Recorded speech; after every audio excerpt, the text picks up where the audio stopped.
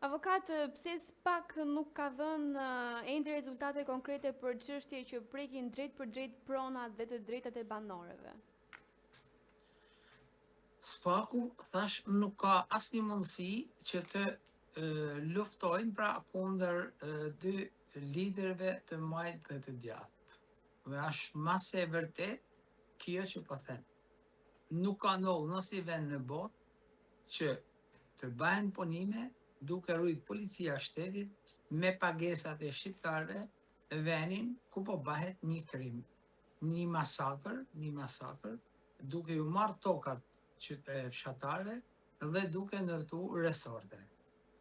Pra, përveç kësaj kemi thënë që në ky resort që duhet pagute minimumi është 8 milion euro Bashkisë Shkodër për taksen e infrastrukturës dhe nuk e ka pagu. Dhe ata pra punojnë me lekët e këtij populli, me lekët e buxhetit shtetit, duke mos pagu taksa dhe duke bërë investime marramense.